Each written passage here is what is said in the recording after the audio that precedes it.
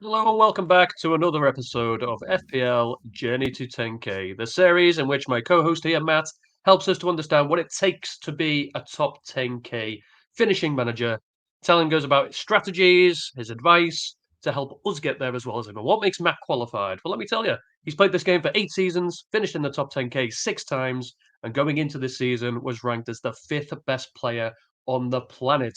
So who else to guide us there? But more importantly, and to start us off, Matt, how are you? No, I'm very good, my friend. I'm very good, and you always impress me with the opener. Like how many times, Well, how many like attempts, in preparation, does it take to get it that finessed? yeah, it was three or four, just to Yeah, just to get it right. Hopefully, it doesn't let you down. that is it's very professional. I have to say, where we lack in professionalism with our graphics, like we make up for our opening closing statements. Yeah, my Yeah, IT is not top of my CV. PowerPoint is the best I can do. very good, very good. You need to get a 4 day week job, right? And then you can Uh, Through that, extracurriculars like learn some that. extra skills. Uh, but anyway, yeah, I'm good, man. I'm good. What's it? This is feels like the second or third time we've spoken this week. So it's Yeah, second. like FPL. So yeah, it's kind of pretty relentless. But yeah, things are good. How are you? Yeah, okay. We'll come on to the game week, but not not the best. But I'll explain. I feel like I got away with one, so I'm quite happy with that. Okay. But yeah, all right. Just happy. I said to last week, I love the manicness. I love maybe not so much when you don't do well, but I love game after game, week after game, week after game week. Yeah. It's opportunities, right? So I don't mind it at all. I feel jealous. You're drinking a little wine. I've just got a Yeah. little water. Yeah, I'll have a cider afterwards. Yeah. Well, one of us has to be professional, right? Yeah, I'm the one with the heavy machinery. Um, but we'll move and show how we got on this game week. You did a little bit better than me. Feel free to kick us off. Yeah. So 33 points, 6.1 million game week rank, which means I had about 100k red arrow. So I'm down to 2.6 million now, which is pretty sorry state. I got lucky with Dubravka, so I feel like that was a bit of a luxury move. But yeah, what a surprise that Ariola was out with his was it like a wrist kind of strain, which was like kind of new info. But I saw Dubravka and I was like, yeah, he seems like a gift. Second best defense in the league in a 4.0 starter. So I kind of went there. I mean, against my better judgment. But yeah, it came out for me because yeah, otherwise I would have had 0 points from Ariola. So I'm up 2 points there. Elsewhere, my team was pretty mid, right? So yeah, Taylor came on for Simicast was benched, which I could always have happened, but yeah, that was a shame. Did Liverpool keep a clean sheet? They They did 2-0 they win. did. They did. So yeah, fingers crossed Simicast will be back. But like yeah, Taylor coming in for Burnley, Saliba, Gabriel, all with just the 1 point. Midfield, yeah, Palmer was my man. So that's probably the main difference between your team and mine. So brought Palmer in coming into the kind of the game week. No, the previous game week 13 or 14, game week 14. I brought Palmer in, so it was nice to see him involved. It was nice to see him starting again, and yeah, like nice to see him get a non-penalty goal. Right, so Yeah. yeah, I think kind of happy with his 8 points. Obviously, Mbeumo got his pen and then got injured, and then yeah, Darwin Nunez came on for an assist and a yellow card, and yeah, Yeah. he was lucky to avoid a red card as well. And yeah, it's kind of annoying actually because his expected goal involvement per minute, of course, like you'd expect this, but it's so much better when he comes off as a sub. Like when he's Yeah. starting, it can be quite average, but he comes on, it comes on, and then it's like absolute chaos. So I think like in 15 minutes, he got expected goal involvement of like zero point 0.4, which is kind of like crazy. Yeah. So yeah, there was always a risk he was going to be rotated for one of the games. It happened to be the plum fixture. Oh well, you got to kind of like write that off. So yeah, quite an average week, but I think yeah, biggest difference between my team and yours is yeah, like got lucky with the Bradford coming in, like with Areola being out, then Palmer got his goal. So but that's a low score, isn't it? That you've got. Yeah. 27. Yeah, not the best. You know what's weird, right? So prior to this season, for like the last 3 seasons, I can only remember scoring under like 40, maybe twice. And I think it might just be a low scoring season, by the way. I don't think it's because I'm anything special. I just think it's a low scoring season. But I always well, as long as I score 40, I'm having a good game week, I'm doing all right, that's not bad. Well, this is the third time I've scored under 30 this season, so it's not gone well, but I feel like I've got away with it. So yeah, just to go through it. So I had Areola. Obviously, that injury news came on Thursday, so far too late to do anything about it. So he didn't play, and Turner's on the bench, so no points from a goalkeeper. Lascelles obviously conceded 3, so -1 for him in their defeat to Everton, and then Gabriel and Saliba against Luton also conceded 3. So I had a goalkeeper that didn't play, and then 3 defenders that all conceded 3 goals. So a grand total of 3 points from a back. That was great. Moving into the midfield, Saka got an assist early doors about the 4th minute, so I thought this guy could be on for a haul. Didn't quite happen. So, but took 5. Any attack and return will do. Same as you. And Mbeumo scored the pen, got a goal, then injured in the first half. Salah captain, 6 points total, better than the Haaland captain is. So happy with that. any points extra will do. And then Gibbs White started on the bench. Now I didn't see that coming. So that was a frustrating one. I generally think he's probably that was weird. That was weird. I bet people who just copy their models, they didn't see that coming either. But you had 13 points last week, so I guess over the 2 game weeks is still a big score. But I guess it's just that time of year, right? That anyone can be benched. That's it. He's not going anywhere. I'm not panicking. I don't think that's something that's going to happen too much. No. And then Watkins up top with a booking, 1 point, and then, as you say, Darwin Núñez off the bench to get an assist. And I agree. I saw his booking. He then went in for the slide tackle, and he then won the ball and got the assist from. And I thought, "What are you doing, mate? That's a red all day long." But luckily, he got the ball, put it in, and there's the assist. But yeah, the reason I think I got away with it is the transfer I did last week, but the double, which put me 9 points down. I bought 5 points back. So Son got nothing. I got 2 points, and Boomer got 6. Darwin got 3. Solanke got 2. So I bought it back a little bit, so I feel a bit justified. The Mbeumo injury is just one of those things. And going into Thursday, knowing Areola's injured, and I've only got Lascelles playing, and lots of people in the game have Son playing, I was panicking. So I said to myself, if I finish in the top million, I'll take it. I'm just outside. I'm about 1,020,000th or something. So I'll take it as a dodge. That's what I'm going to take it as. See the positives in the result. Yeah, I mean, it was a low scoring week, so I think damage limitation. You didn't come off that bad. I mean, for me, what's depressing and crazy, right, is that you're at a 1 million overall rank, which in normal season ain't good. First time of year, right? You should be flirting around with the top 100k, right? If you're on for a good finish. This has been quite a unique season, I think, in terms of underperformers and all that kind of stuff, right? So you're at an okay rank, but not great. I'm 70 points behind you. I'm 70 points. No, that's wrong. Oh, that's wrong. You are not 70 points behind me. Yeah. I'll start. I've updated my number. Okay. Yeah, you're not that far back. I promise. I'll shut up. I was thinking that is crazy. Actually, that's kind of very concerning. But I have to claw 70 points to even get to the top 1 million. I'll tell you now. That league. So you're on 827. Okay. So 37 points behind me. Okay. That makes you feel better. I did that just to make you feel better. Well, it's worked. It's worked. Anyway, that kind of that dramatic statement will package that up in a couple of game weeks when you start to pull away. Hopefully. Well, the talking points for this week. So I'll put the bottom one on there just for a bit of tongue in cheek. I keep slagging off Villa, keep slagging off West Ham. Can't keep a clean sheet. And the Villa keep a clean sheet against Man City. So I thought I've got to give them praise when they do.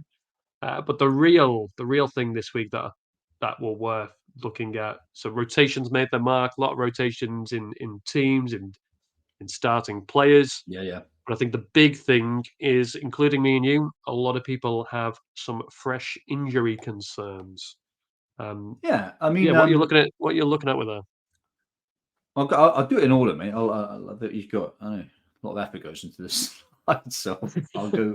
I'll go for it in order. So yeah, rotations. We expect it, right? This was like the peak kind of like period of like fixture congestion, right? We got some cup games coming up as well, right? So there's both European and kind of like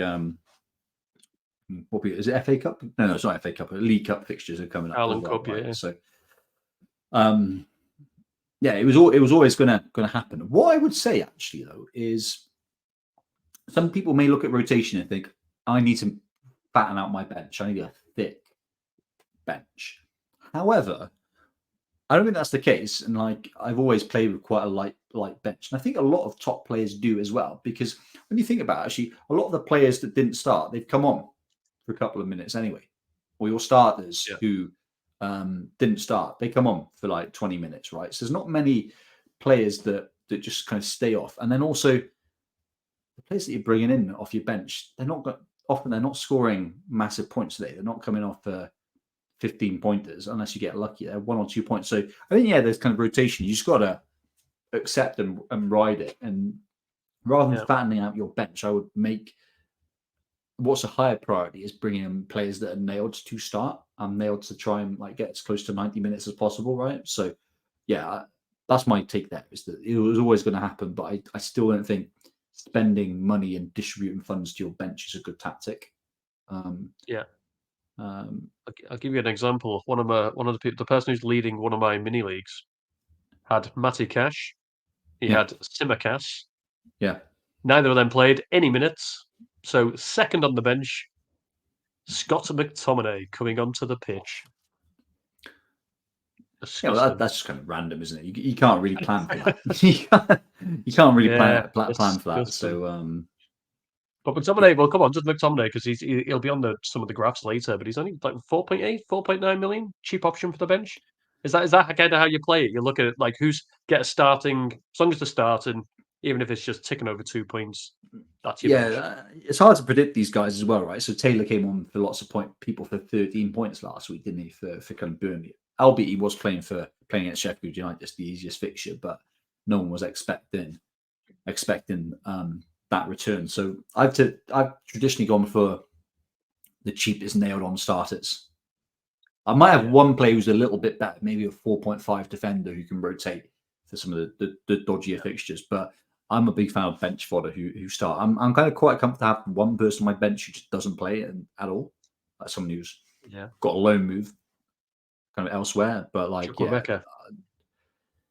he's injured, isn't he? And he's just like hemorrhaged a bit of value as well. Like, so he could be a problem. But yeah, typically, the kind of like starters who are the lowest possible prices is what I've done, and I went a little bit different at the beginning of the season. I had a heavy bench that didn't work out, so I think I'll go back to type, which is like don't really not invest in the bench. I'll just say that around kind of rotations. I think heavy benches aren't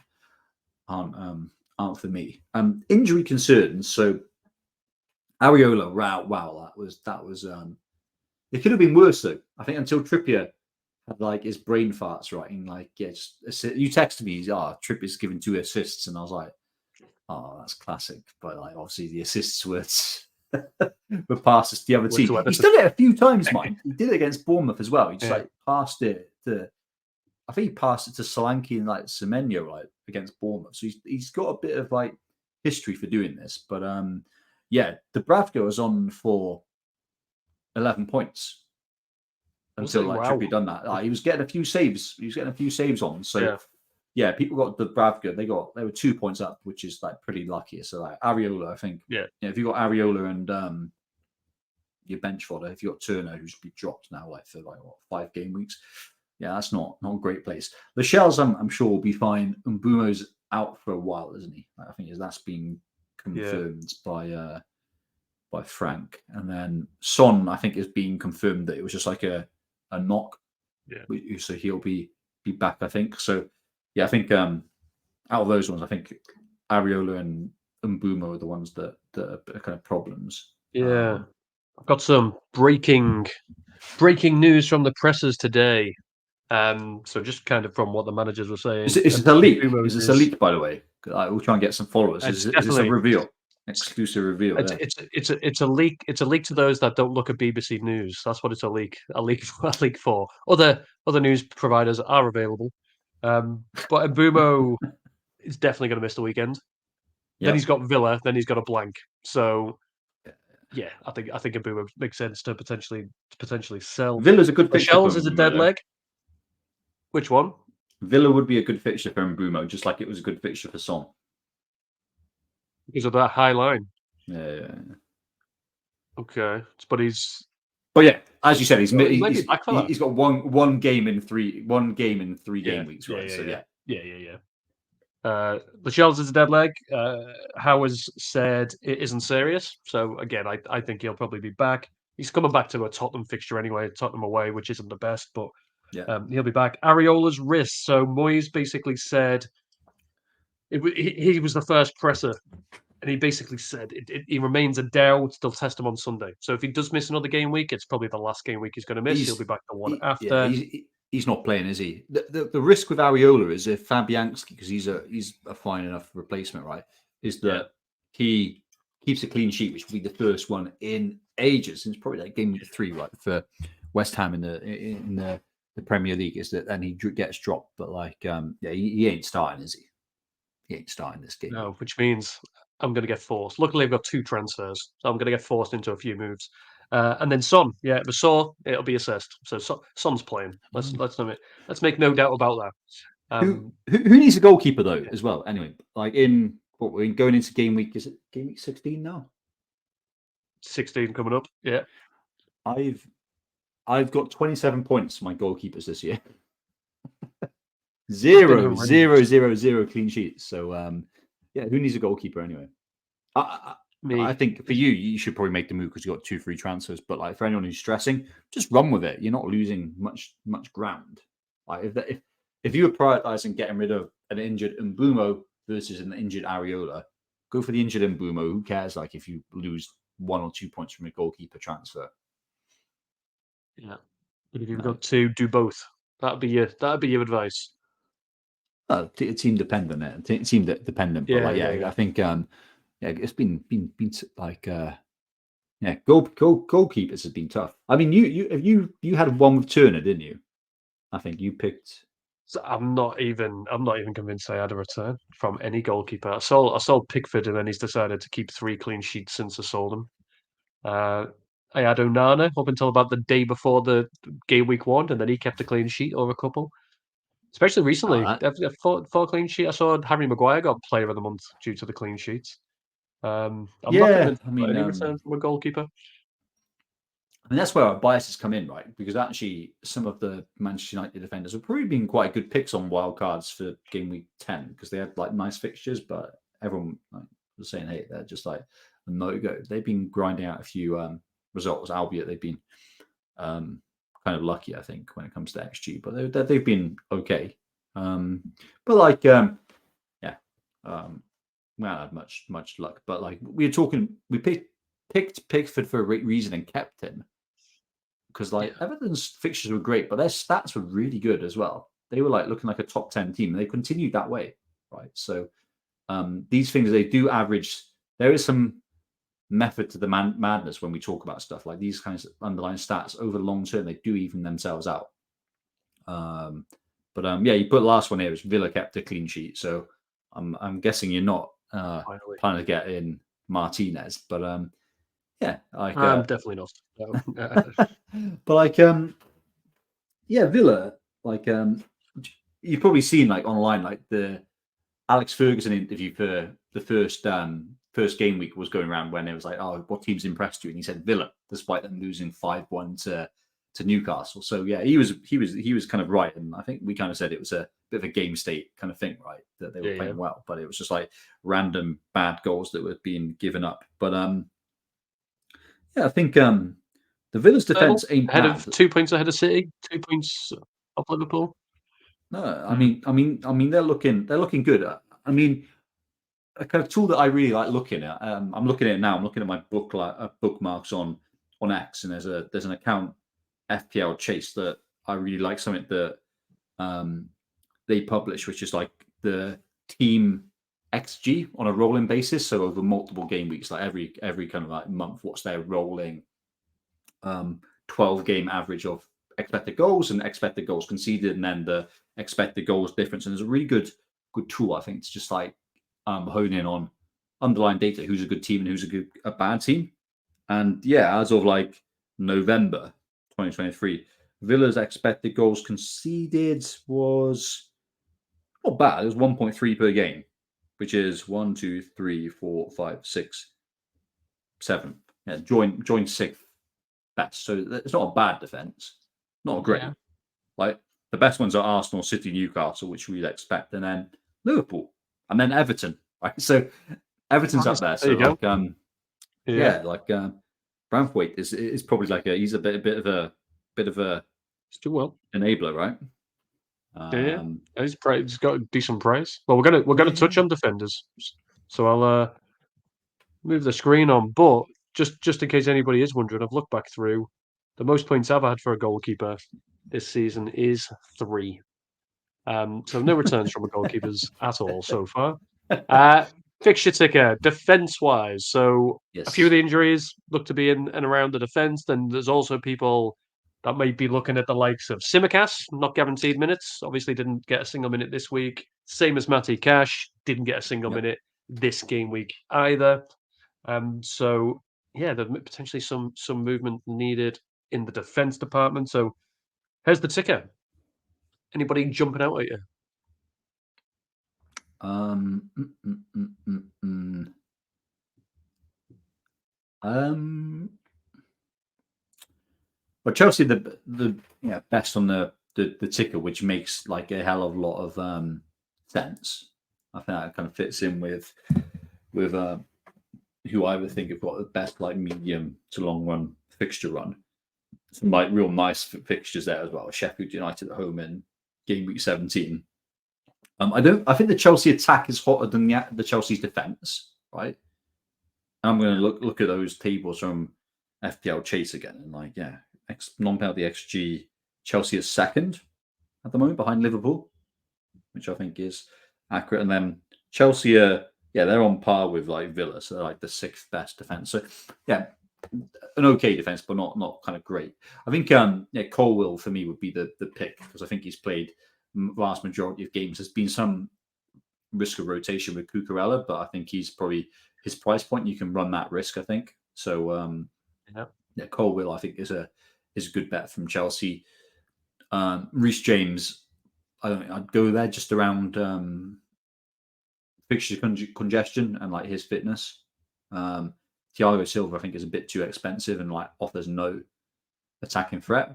Watch him get some goals from corners, but yeah, I think Colwill is a good bet. Pau Torres from Villa is good, depending on your fixture rotation. I wouldn't want to be playing him every game week, but he's got that game week 18 blank. He's got Sheffield United at home. Game week 20, he's got Burnley at home. So there's some kind of ripe fixtures there. And we know Villa are very, very good at home. Right. Other than that, yeah, I'd go looking down on this. Pedro Porro, Spurs, from an attacking point of view, he's got the dual threat. So yeah, I think there's a few teams that stand out and a few players that stand out. Notice with Porro, he was taking the corners yesterday. He got an assist taking the corner that Romero put in. So he's starting to take. Yeah, I mean, like, he's been like some people describe him almost playing as an 8 or a winger. Like, so he's almost like playing the creative Madison role, right? So, he's looking good, but Spurs defense I think has been average at best, right? So, you're kind of banking on those great fixtures they've got, and also getting an attacking return. I still think Arsenal and Newcastle are the best teams defensively. I know they don't appear on the fixture ticker, but obviously this fixture ticker doesn't look at the strength of the team. Obviously, you got Villa as the third best over the next 6 game weeks. Not Villa, sorry. You got Luton as the third best. You're not going Luton defender, are you? Right? Oh yeah, So, just put in their keeper. okay, you get some save points, right? So, yeah, maybe. Yeah. What stands out for you? Well, they stand out because of this one. So I've this is a bit different to usual, and it looks a bit number focused. Mm-hmm. You've always taught throughout this to look at the fixture tickers, but also take into account, well, who's on form and who has the fixtures.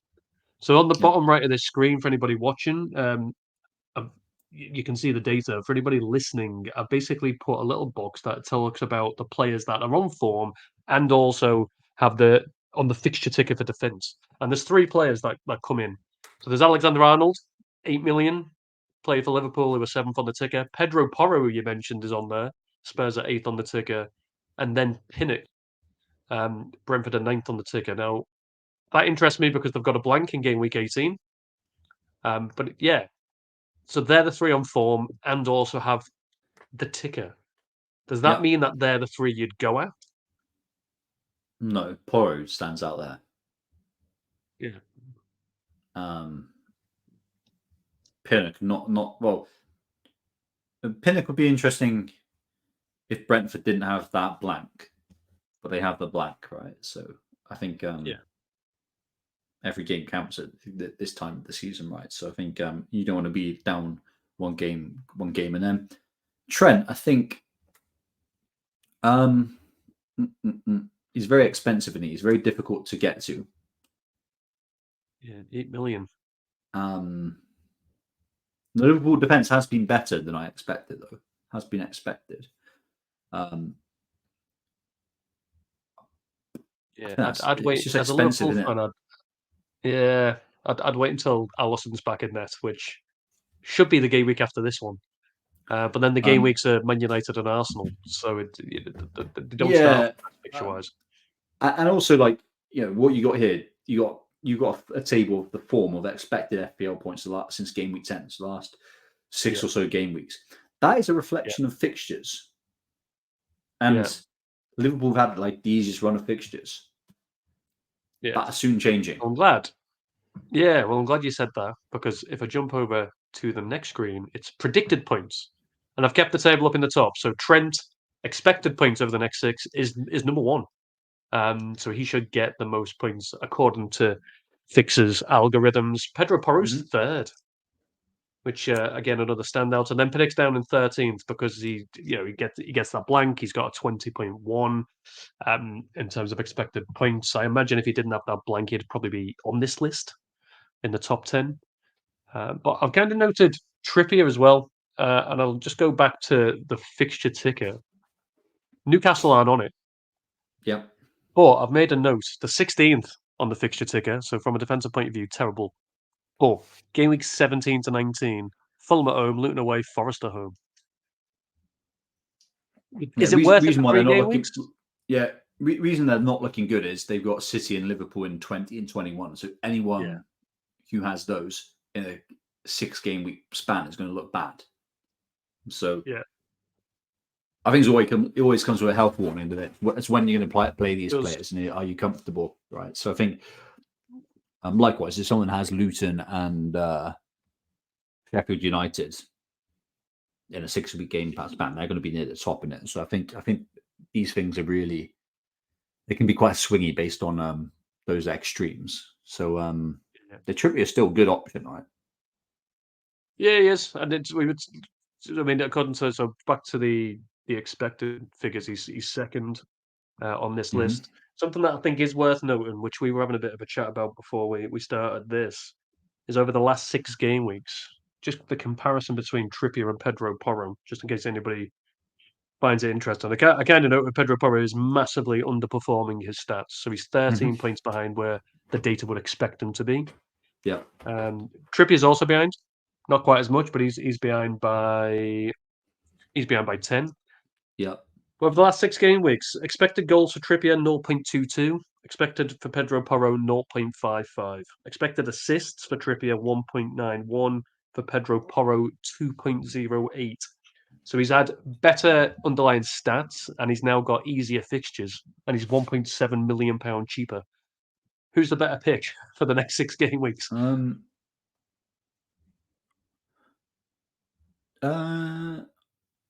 I say, let me have a look at the fixtures. It's tough, isn't it? It's tough. I think the problem is Newcastle were a better defense, right? They're the second best defense in the league, and then Spurs are.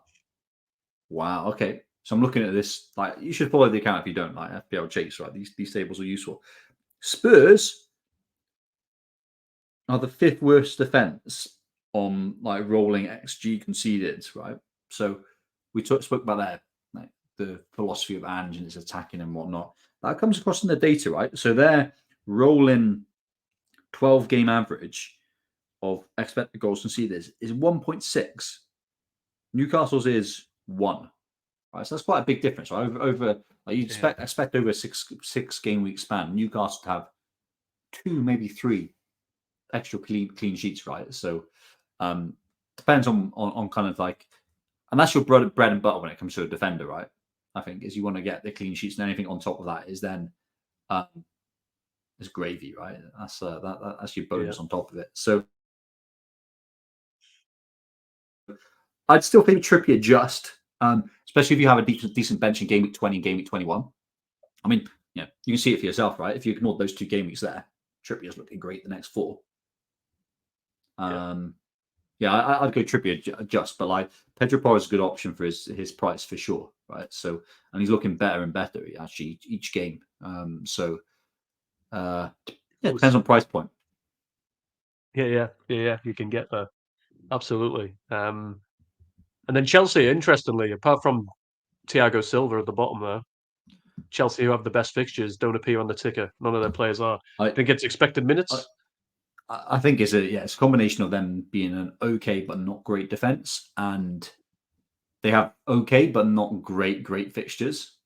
They don't have the Sheffield United at home, do they? They have average fixtures. They have like your Evertons and your Wolves. I'm making up that, but I imagine that's probably what falls in. And then it's kind of, there's just a lot of defenders. Other than Thiago Silva, there's a lot of defenders there. I think Colwill is the pick because I think he's played all but 1 game this year. But he could quite easily be dropped or rotated. Be dropped. Not dropped. He'd be rotated, just like to keep everyone fresh. Because who can play left back? Cucurella could play left back, or Chilwell when he's back, right? Could play left back. And then defense, centre defense. There's just loads of players. It's Thiago Silva plus one of 3 or 4 players, isn't it? Yeah. Just going back to Spurs, interesting. They've got on that rolling data the 5th worst defense. On this, appreciate it's just the algorithm piece. They have 3 players in the top 8 expected points. No clean sheet in the last 6. But Udogi's on there, Romero's on there, and Pedro Porro's on there. I'm just thinking, does that sound overrepresented? I think so. Yeah. They got minutes in their favour because they've got no competition. No Europe, really. No Europe. That's it. So their minutes are probably high.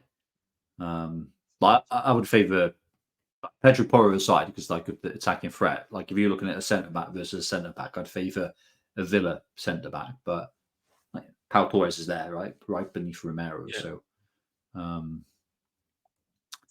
3 cheaper. Yeah, that's up. That's interesting. Pedro Porro aside, I'd probably still prefer the likes of Arsenal defenders and Newcastle defenders. Yeah. Okay.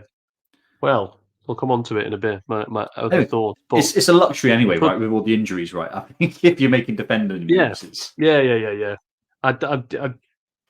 Yeah. I'm probably not going to be able to. I want to, but I'm not going to be able to. But fixture ticker for the attack. So obviously, a lot of people are going to be sat there with Mbeumo. Need to do something with him if they haven't already. Some people will have Son, who you know I would probably think he's going to be okay, but they might have him Hmm. as well. So there's a bit of a worry there. So here's the fixtures for the midfields. Brighton at the top, Chelsea second. You mentioned Chelsea look to have the best from the second in the attacking stats for expected Hmm. goals, behind Liverpool. And most of their players, apart from Jackson, are midfielders. So is that somewhere you'd look if you don't have much? Yeah, I view Palmer as almost like a necessity now. Yeah, Um, Very good for his price. Very good underlying stats on penalties as well. Good fixture run come in. I think the only potential dilemma is rotation, but I think he's played pretty much every game and looked like the best attacker for Chelsea. Really critical to their attack. Lots of expected assists. He's got his non-penalty goal now as well. I think he got benched for Mudryk because there was a knock. That was the rumor, and then Mudryk was just so bad they needed Palmer to come back on for like ball retention right purposes. So that's his position. I think even with Nkunku coming back, he'd either play in Jackson's place or potentially in terms of Fernandez or Gallagher, he'll play as a 10, right? So I think Palmer stands out as the option. Interesting to go Sterling. I considered Sterling as an interesting option. I think he's nailed for minutes as well, which is really good. He's very streaky, as in he'll score big scores in one game, but like you have to go through a lot of blanks. I don't like players like that. And also, I was looking at his underlying stats, and his expected goal involvement ain't great. I think it was like 0.4. I think you really want to be looking above 90. 0.5, like to get a midfield, given like there's lots of good options. But yeah, Sterling Yeah. and Palmer stand out as options there from an attacking point of view. Brighton off top of the ticker. João Pedro's could become an interesting rotation option. I have to say, like Burnley at home and a few of the other kind of like that don't look like a good run. Actually, I disagree with Fix's like ratings there. You got Burnley, which is a right, but you got Arsenal away, Palace away, Spurs at home, West Ham away, Wolves at home. I don't think that's a great run, but yeah, they got smart people building this around algorithm. They probably know better than me. But yeah, João Pedro I is know an what you mean, interesting though. rotation option. Yeah, no, Yeah. exactly. Fulham, I still wouldn't go there despite their 5-0 win against Forest. I still wouldn't go there. Nice to see Jimenez get his brace, right, which is cool. Yeah. But like, Yeah. I want to see a little bit more of that. Like, if he gets back to like anywhere near his Wolves form, he'd be an interesting option when they have fixture runs. Wolves, it's all about.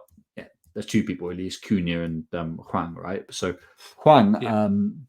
he's a really interesting option, but I don't know if the ship has sailed a little bit. So he's got a nice fixture run, especially like throughout that period. I mean, there's goals in all those games for Wolves, and yeah, I've had a rethink Wolves. I was thinking of Wolves like 2 years ago, where they're very defensive. They're quite an attacking team now. Yeah. Huang has 4 yellow cards, so you'd imagine there'll be a ban coming sometime soon, and also Asian Cup.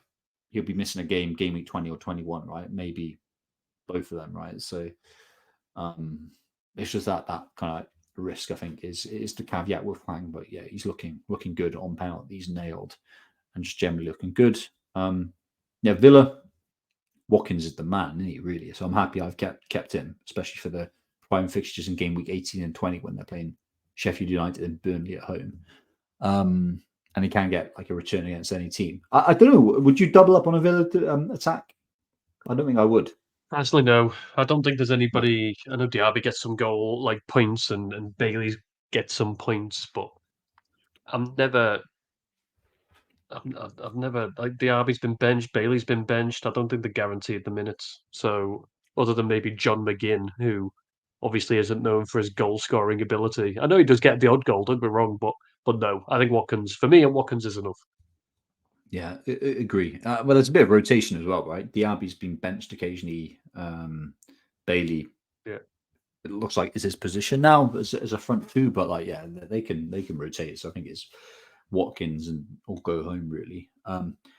Bournemouth, yeah, compared to defenders, there's a lot of attacking options. Like Bournemouth, obviously, is your man Solanke that you decided to get rid of, right? So outside of Yeah. game week 16, he's going to jump up the fixture list. So I'm actually considering him. And I know there were some questions last game week, and I was like, oh, he's not explosive enough. But there's a lot to like in a nailed on player on penalties, right? So Yeah. yeah, nice little runner, especially Luton, Forest, Fulham. That's a nice little fixture run.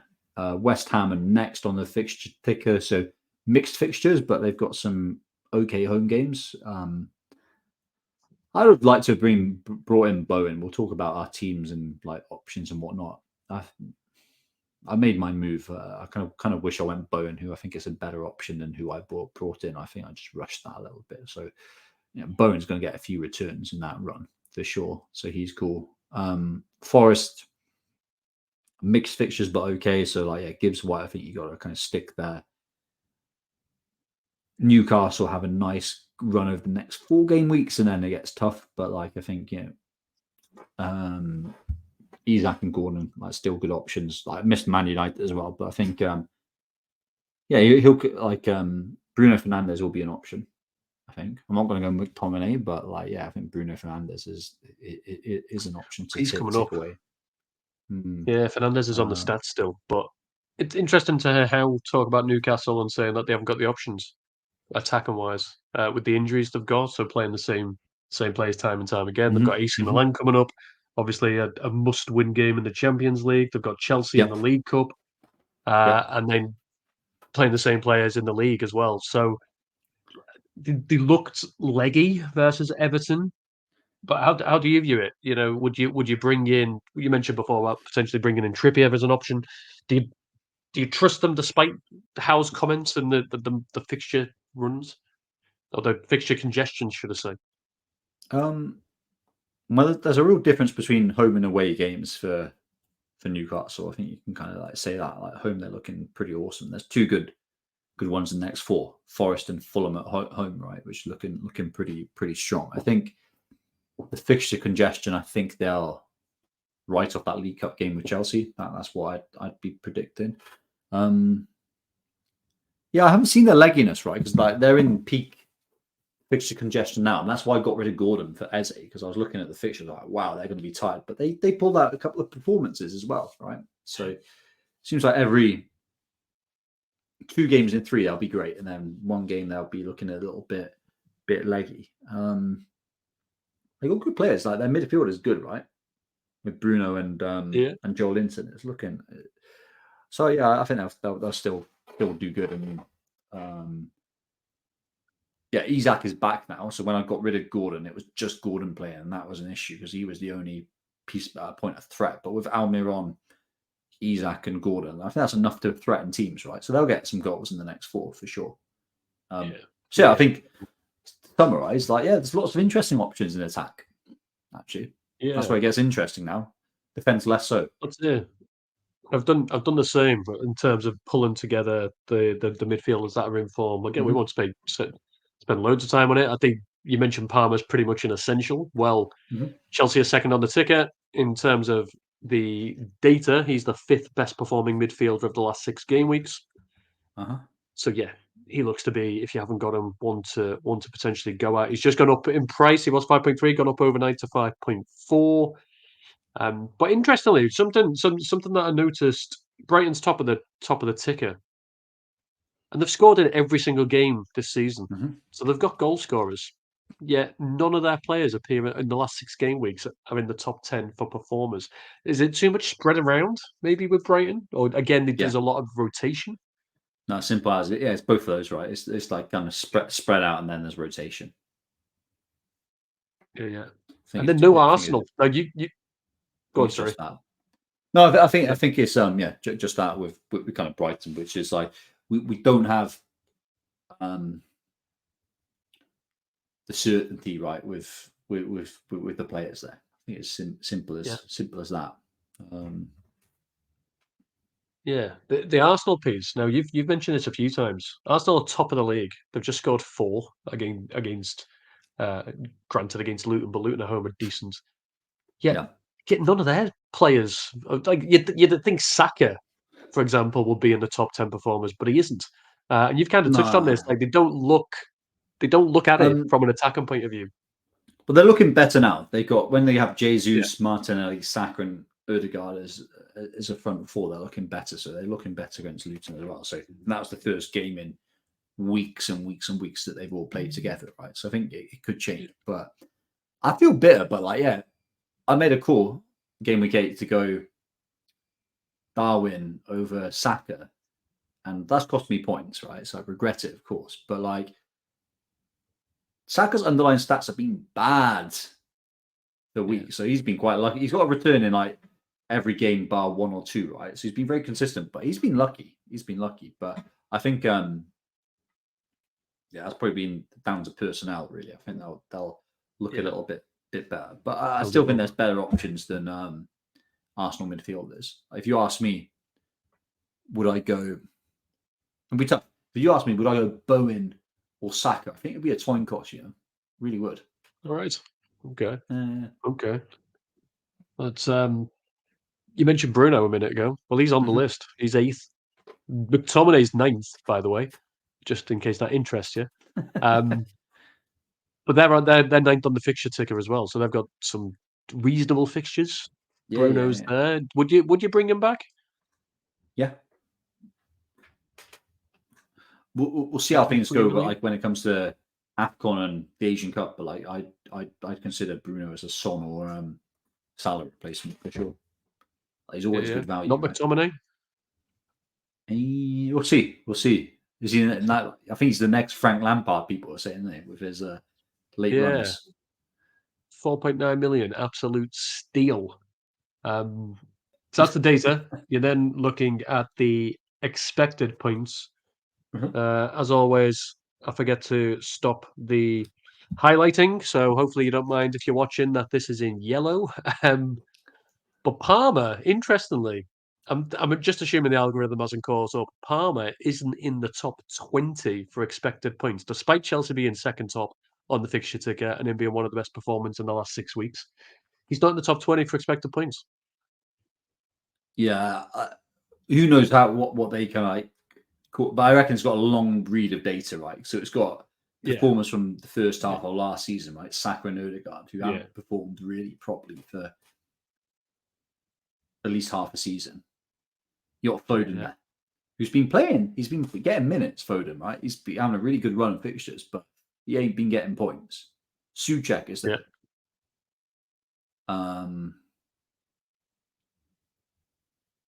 So on that, why is Souček on there? But why is Souček on there? But Bowen's not. It's a good question. That's a very good question. So, not to put loads of questions around it, because obviously I kind of do some stuff with fixing raters. I think that says it. Souček is there and Bowen's not.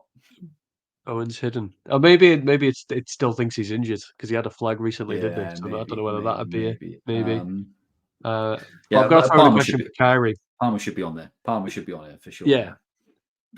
But Kyrie has been messaging one of our regular listeners. Hello, Kyrie. Thanks for joining us again. And he's got the Mbeumo problem. So Foden, you mentioned. Now he's probably not going to come up again, so I need to touch on it. So he's looking at either Foden, Sterling, or Gordon. And now Gordon's not on this list either. Would you go to Foden, given the blank, or like what are your thoughts on Foden? No. Because of the blank, I think. I think Foden's, if you want to be targeting extra Man City players beyond Haaland, the time comes like game week 19 onwards, game week 20 onwards, particularly because game week 20 is a right fixture for them. So I'd say no on that. Game week 19 onwards. Sterling and Gordon are both interesting options. Right, Gordon's underlying stats are better. Sterling's fixtures are better. I would slightly favour Gordon just because of the flexibility that the price point gives you. Yeah. Is that on the condition you've already got Palmer? Yeah. I think Palmer I'd rate him above like all those options. Yeah. Okay. I'd probably rate Bowen above them as well. Yeah. Bowen or Palmer? Palmer, and then Bowen. Bowen. So Bowen's the big number one. There you go. No. Palmer. Harry. Palmer. Bowen. Gordon Sterling. Okay. I could still get Bowen. I've still got my transfer free. Yeah. But there you go, midfield chat. We'll move on to, as we always discuss, captain options. I think this will be as quick as last week, if I'm honest, which will be very quick because there seems to be a standout. As always with these tickers, number 1 and 2, Haaland and Salah. Son's always in the top 5. But it's Haaland, right? He's away at Luton. Now, Luton are decent at home. But I've got some stats to back us up. But where are you looking? Yeah, I don't. I think you can save some time and not bring up the stats yet, Haaland. And to wait for Luton. Yeah. And obviously, Rodri's back again, which obviously he's probably the best player in the league, and they win every game that he plays. So, yeah, and they chase the league. So Haaland, and they can rest in Europe. So Haaland will be playing, and they've just conceded 4 against Arsenal. Man City's attack is better. Yeah, Haaland, of course. Yeah. Yeah. Now, I will mention one stat because I think it's interesting. So, but just I know Luton are good at home, but their expected clean sheet goals conceded at home this season is 12.31, which isn't great, right? But that is in the stat that's interesting. Looking at Haaland and Salah, they're both playing away from home. Okay. Mm-hmm. Salah's expected goal involvement away from home is far inferior. He gets all his goals and assists pretty much at Anfield in terms of the data. So Salah's expected goal involvement away from home, 6.74. Haaland away from home, 12.22. Wow. So it's nearly double. So if they're away from home, back Haaland every time is what I'm thinking. Whereas at home, they're very close. I don't want to rain on your. That was a surprise. Yeah, I don't want to rain on your parade, but obviously, without looking at the fixtures, I guess that's quite weighted towards the fixtures. I'm guessing Salah's had more difficult away games and Haaland's had easier ones. But because really, we've only had eight of those 8 away fixtures, 8 home fixtures so far. But that's quite a stark number. But I think just kind of simplifying it. Haaland's got a far easier fixture, so you go in there and you. I'm not going, and luckily for me, that the person top of my mini league doesn't have him, so I could really do with him absolutely. Yeah. But we'll move on to questions from Matt. Sorry, I didn't have this in the last one, so couple of things to throw at you. Carrie's getting 2 for 1. I told him he'd never get that again, but I've asked him one for him. I'm going to ask another. And then we've got FPL Andy Pandy returning. So thank you for submitting your question. Before we get actually a new for transfer question of the week, a new submitter, FPL Finiesta, which we'll come on to. But Kyrie, you loosely talked about this not too long ago, which was about players on 4 yellow cards. Now I think it resets in game week 19, so we've got 3 game weeks to get through before that. If you're looking at transfers and you see somebody on 4 yellows, do you dodge them until game week 19, or will you just gamble and bring them in anyway? So, for example, Trippier's on 4 yellows. Yeah, I wish I knew that before I did a few moves. As I was thinking of potentially creating a pathway to bring him back in, but I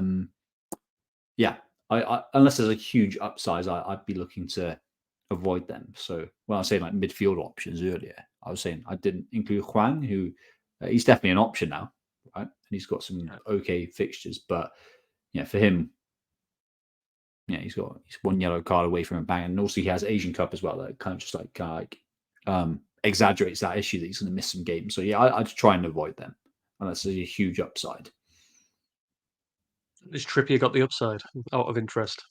Enough of an upside? What, for the next 3 or 4? Yeah.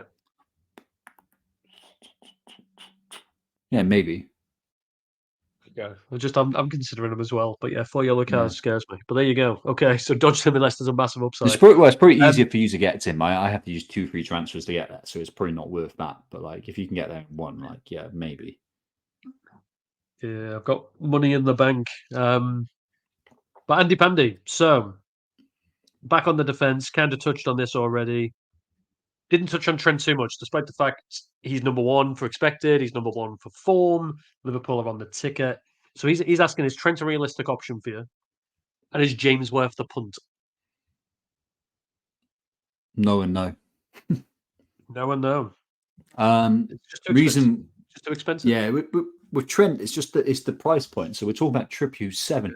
Trent is 8 million. That's really difficult to get to. And like the alternatives at that price point, you can have Bruno Fernandes, right? Which I think will outscore it. And Trent's been looking good, and the Liverpool defense has been better than we're used to recently. However, like I think Liverpool had their fixture run. Yeah. It's not great now. Well, it's okay for the next like 1 or 2, but then it's the tougher run, right? So I think Trent, if you wanted to bring him in, it was game week 8, game week 9 was the time to bring him in. I think we missed the trick. I'm just looking at their fixtures now. It's Palace away, United home, Arsenal home, Burnley away, Newcastle home, Bournemouth away, Chelsea home, Arsenal away. It's mixed, isn't it? Mixed, I'd say. Yeah. A lot of home fixtures against the big teams. Yeah, exactly. The away games are Palace, Burnley, Bournemouth. But like you want it to be reversed, don't you? You want that to be switched around. So I think unfortunately not based on those fixtures really. And like what's Trent's involvement has been quite high, isn't it? I imagine like his expected goal involvement recently. It must be pretty. Yeah, he's on free kicks. He takes some corners. He's kind of getting pulled into that midfield role as well. That Klopp plays him in now and again. Getting I mean, even saying that, like last 2 game weeks where he's had 12 and 13 points, right? That's why he's looking good, right?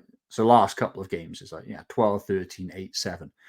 His expected goal involvement for the last 3, anyway, where he's had like attacking returns. 0.42. That's good for a defender, right? That is very good for a defender. Yeah. It ain't great, right? For a player, but it's great for a defender. 0.53, yeah, and then 0.004. So if you average that over the 3 game weeks, it's like around 0.3. I reckon you want a little bit more than that for 8 million. Well, he's massively outperforming his stats. So expected FPL points 36.6. He's got 47. Yeah. Over the last 6 game weeks. So he is outperforming what he should. But second part of the question: why isn't James worth the punt? Like once bitten, twice shy, and all that kind of stuff, right? But I guess Chelsea's defense is just okay. He's quite highly priced still, right? And there's cheaper options in that Chelsea defense. We haven't seen James get a run of games, so that's one thing, right? In terms of that fitness and that fixture congestion.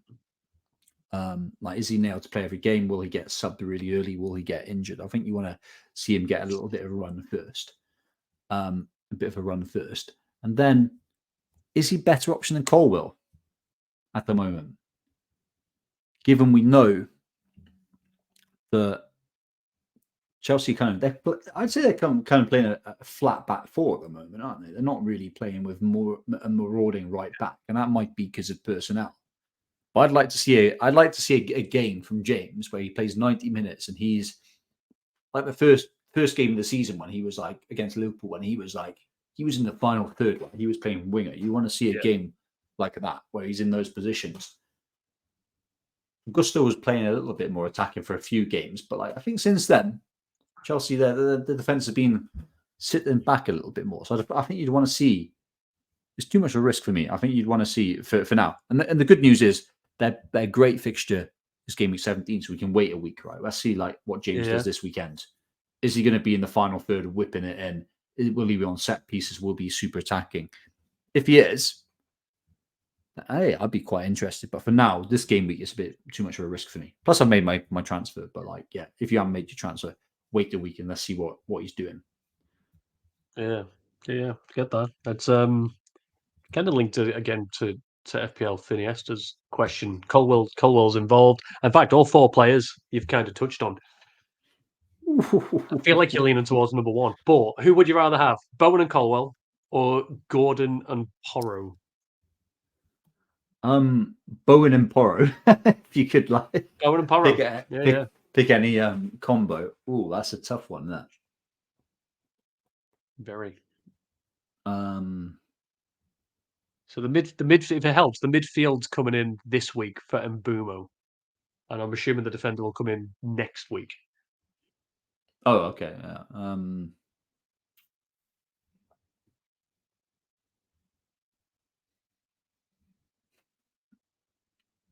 That's tough. I feel like that helps. I'd go Bowen definitely, but for this week. Yeah, I think so. I think so. Yeah, Bowen and Colwell, I think, on that one. Although Bowen and Porro is the best option on that. But yeah, I've made a stupid decision and not brought in Bowen this week. I've brought in Gordon. So yeah.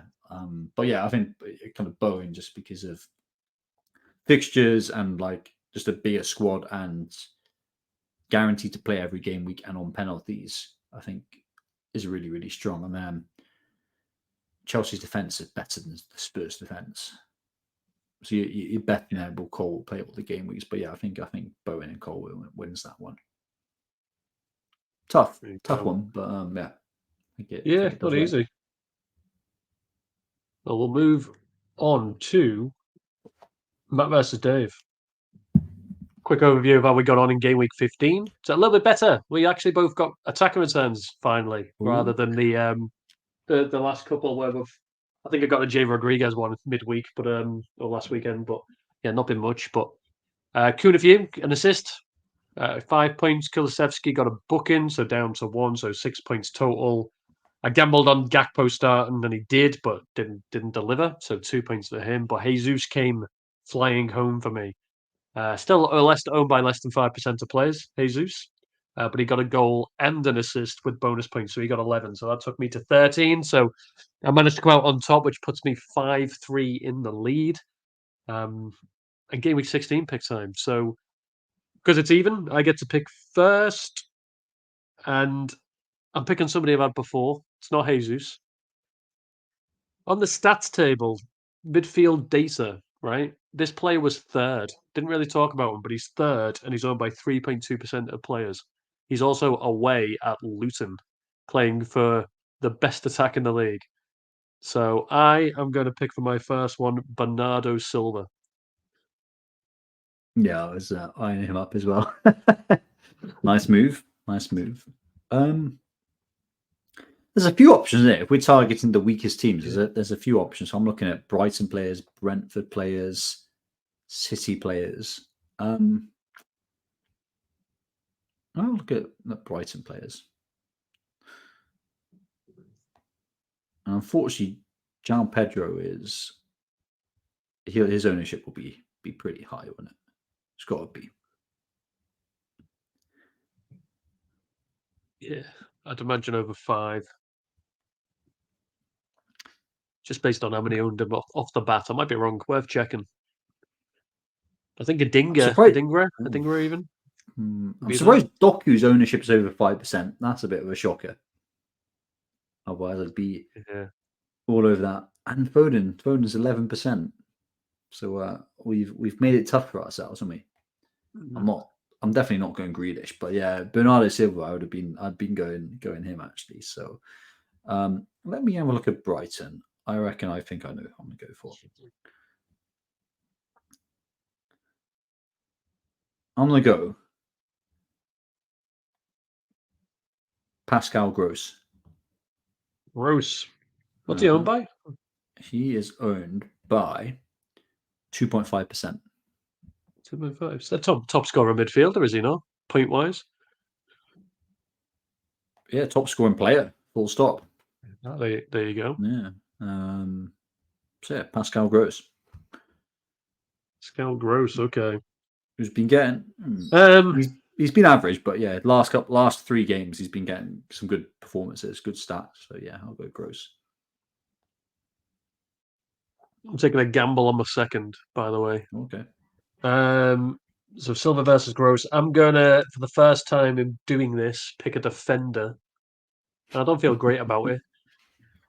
But he's playing at home to Bournemouth. He's just back from injury. He's on set pieces, 3.4% owned, and he's just been getting an absolute like his manager's just been wax lyrical about him for a little bit on recently. Luke Shaw. I feel there's a clean sheet in it, and he can get he takes corners. I feel like he could get an attack and return out of it. And he's one of those players, a bit like Trippier. If they keep a clean sheet, he usually gets bonus. Yeah. Okay. So I for hear that you. reason, I'm going to go Luke Shaw. No, I hear you. I hear you. That's a good little selection. I think, given we talk about them keeping clean sheets all the time, I reckon I'm going to go for a Fulham player against West Ham Okay. at home. Now, I've got a bit of dilemma. Like, who would you go for? Would you go for Willian or would you go for Jimenez? Purely for the fact he's on pens and he takes corners, William. No, Takes I'm going to go some Jimenez. corners, should I say. I'm going to Oh, there you go. go Jimenez. Jimenez. Jimenez it is. Jimenez. Let's roll back to like season whatever, like 2018-19. And he was absolutely banging them in. So, Bernardo Silva and Luke Shaw against Pascal Gross and Raul Jimenez. We'll see how we That get is a on. throwback team, isn't it? I've got. They would have been part of the template a few years ago. Absolutely. Absolutely, yeah. Especially when Gross was banging in pen after pen after pen. But yeah, 5-3 at the minute. We'll see what we are next time round. But I kind of hope it goes in a round. Like, I'd love to go 6-3 up, don't get me wrong, but I'd like it to stay close, 5-4, 5-5, 6-5, I like it like that. So best of luck to you. Touching on to transfers. So this is where you're really going to earn your money. But you don't get paid. So looking at my position, I've done one transfer already. I had to, but I've moved Mbeumo out. Yeah, it's what we've said before. Going to miss the weekend. Then he's got Villa. Then he's got a blank. Then he's going to be out for a bit. Eventually for the Afcon. So he needed to go. And I bought in Palmer. Just again, we spoke about him. Second on the fixture ticker. He's fifth in terms of the stats regarding form. He's on penalties. Chelsea, you mentioned, they've got the second best attack in the league, or third, was it, behind Liverpool and City, or might be second behind Liverpool. So that was a no-brainer. I've done it early because his price went up, so I've jumped on it early, caught the price move, so got him at 5.3. It leaves me with 1 and 3.4 in the bank. Couple of options. Turner to Dubravka seems the obvious. If I feel Ariola's not going to play, I might wait until tomorrow morning, see if anybody gets some West Ham news, because they'll have trained today after the Moyes interview. So I might hold out until I get that.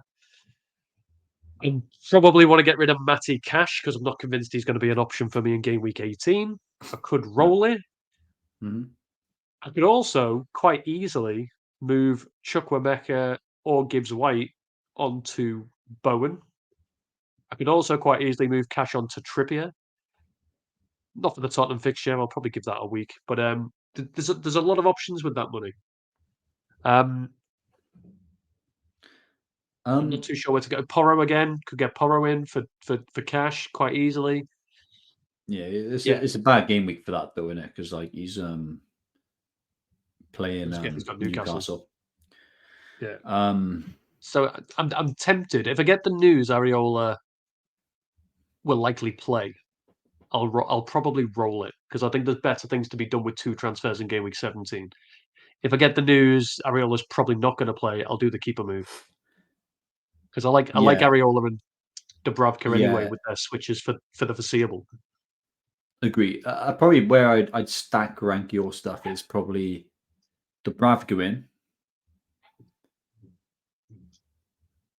roll, Trippier in, and then your kind of other moves. I think that's how I'd stack rank them because bringing in Trippier is not like they got a tough game against Spurs away, right? So it's not like you're not desperate to bring them in, and you'd expect your defense don't look good, but just accept that. Like there's no prime fixtures this game week anyway, really, is there? So it's like, I think you can just like, unless you want to bring in Ruben Diaz, which I wouldn't recommend, like, it's all good.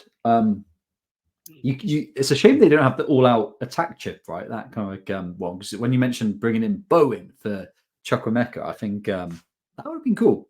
But it's like, who are you going to bench then? Well, Gibbs White, Well, I'd imagine. Gibbs White. It would be Gibbs White. Yeah. But like, he's against Wolves away, a mid-table team.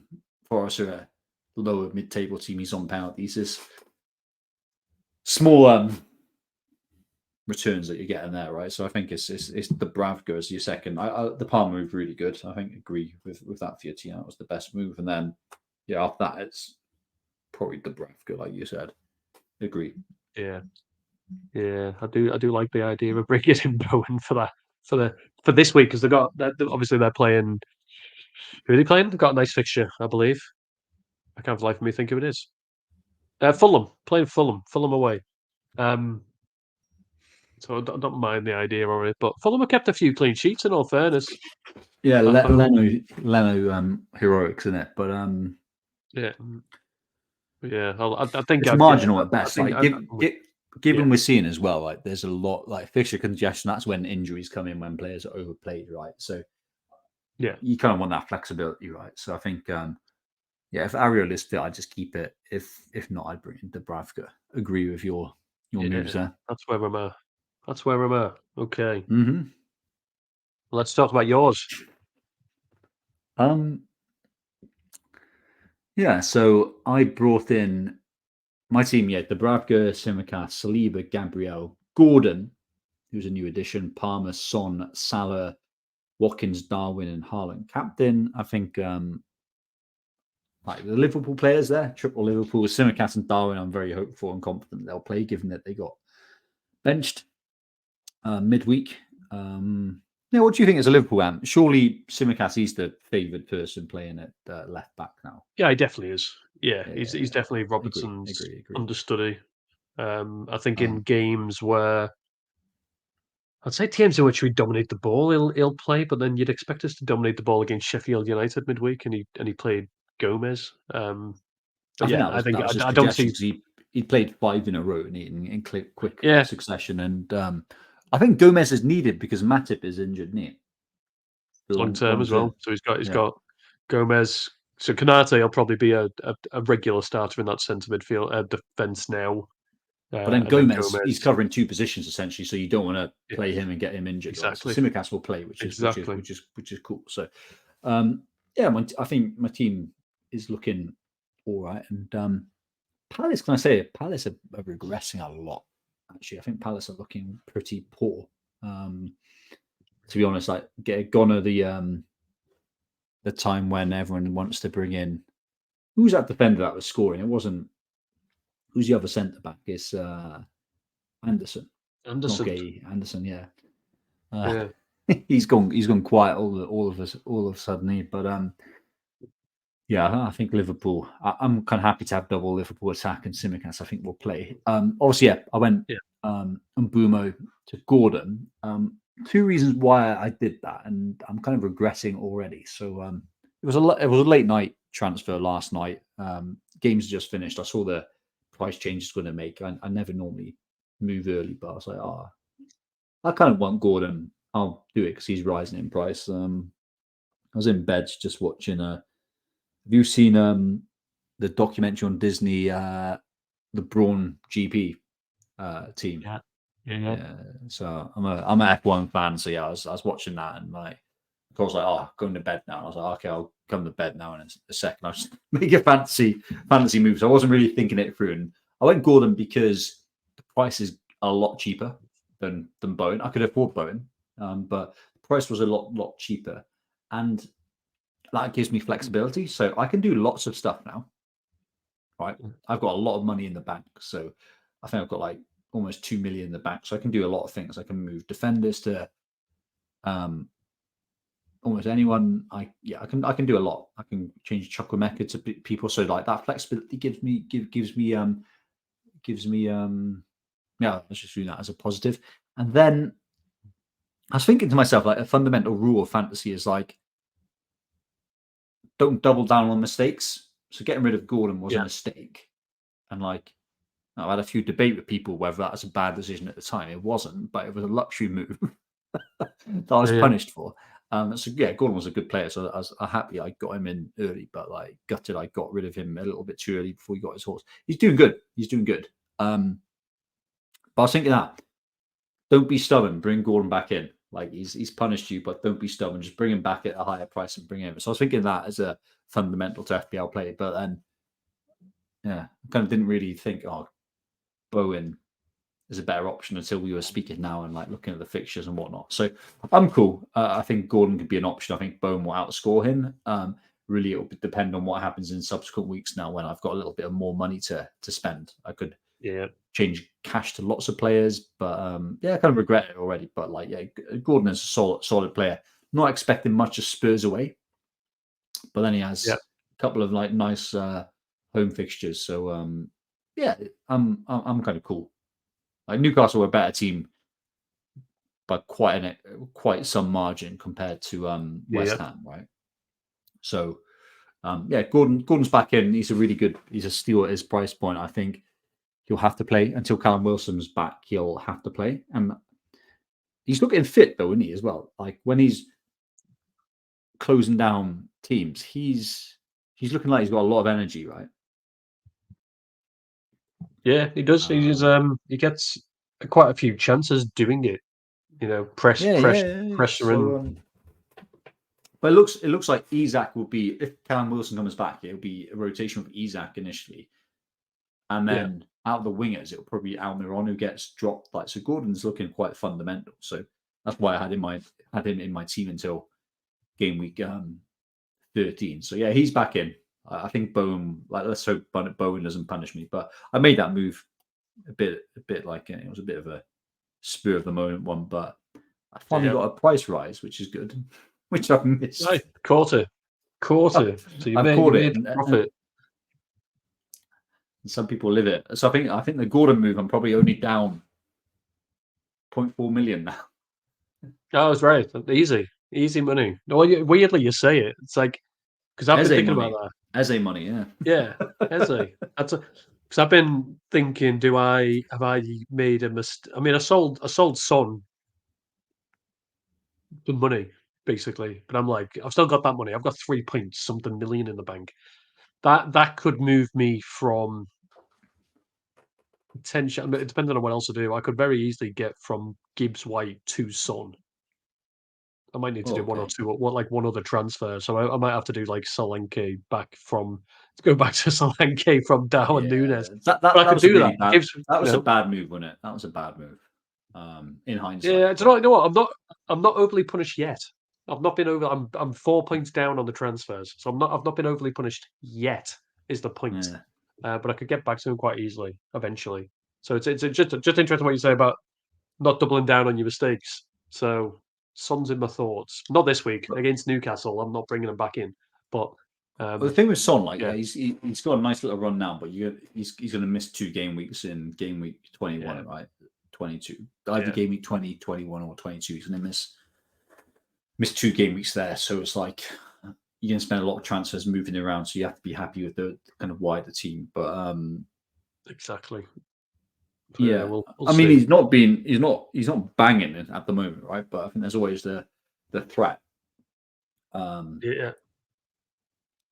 Well, yeah, so, nothing yesterday. Dodge that bully. Now, what was his goal involvement like? What was his goal involvement against? Wasn't, but again, it might have been like the week before. When he got 0.53 is good for something.